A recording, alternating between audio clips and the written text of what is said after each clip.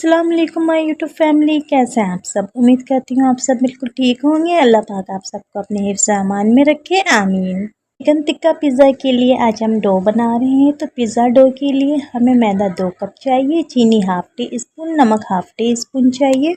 2 table spoon oil डालेंगे। नीम गर्म पानी से गूंथकर आधे से 1 घंटे के लिए राइस होने के लिए रख देंगे। जब पिज़्ज़ा डो राइस हो जाए तो पैन में इस तरह से फैला लेंगे। पिज़्ज़ा सॉस लगाएंगे।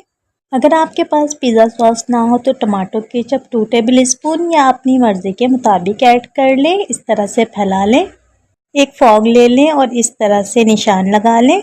हमने मोज़रेला चीज़ और चेडर चीज़ को ग्रेट कर लिया था। अब इस तरह से पिज़्ज़ा सॉस के ऊपर डालेंगे। अब हम चिकन टिक्का चंक्स ऐड करेंगे। अगर आपके पास चिकन टिक्का ना हो तो दावतों में इस तरह से चिकन वगैरह काफ़ी बच जाते हैं, या रात का बचा हुआ लेफ्ट ओवर चिकन हो तो आप लोग उससे भी पिज़्ज़ा बना सकते हैं।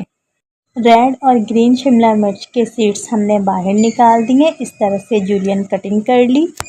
एक टमाटर ले लिया हमने, उसके सीड्स भी बाहर निकाल दिए, जूलियन कटिंग कर ली और इस तरह से पिज़्ज़ा के ऊपर रख देंगे और आखिर में चीज़ ऐड करेंगे। मेरे पास इस तरह से चीज़ स्लाइस में मौजूद थी तो मैंने ऐड कर दिया। अगर आपके पास ना हो तो आप लोग ग्रेट करके ऐड कर लें।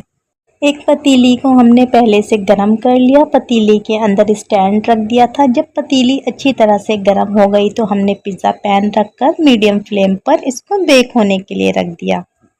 10 से 15 मिनट के अंदर बहुत ही बेहतरीन सा पिज़्ज़ा रेडी हो जाएगा और चीज़ मेल्ट हो जाएगी।